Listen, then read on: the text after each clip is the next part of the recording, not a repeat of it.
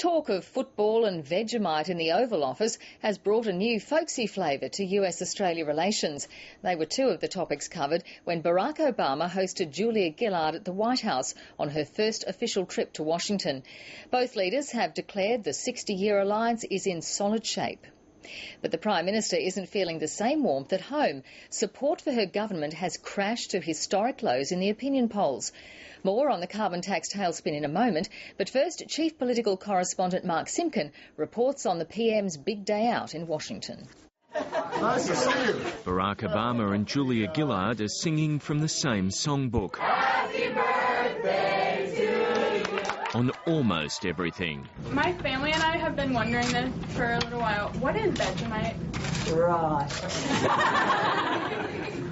This is also a little bit of a division between the President and I. I love Vegemite and... It's horrible.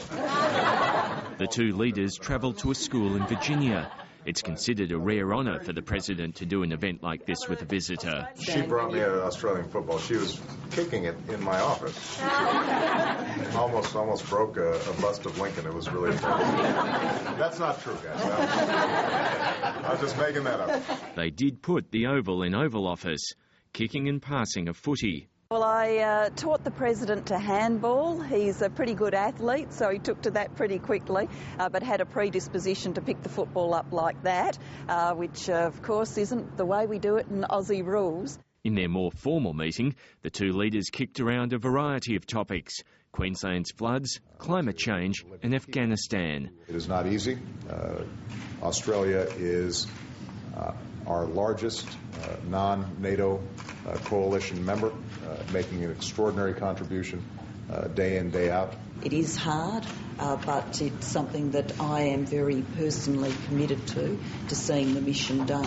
Barack Obama clearly doesn't have any immediate plans to visit Australia. I would love to be there.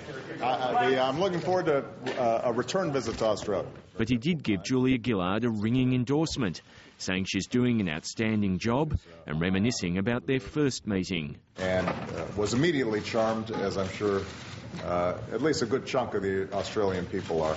Barack Obama's plans for an emissions trading scheme went up in smoke when he was confronted by a ferocious opposition and a sceptical public. Julia Gillard believes she can succeed where the President failed, even though she now faces exactly the same two challenges. Mark Simpkin, ABC News, Washington.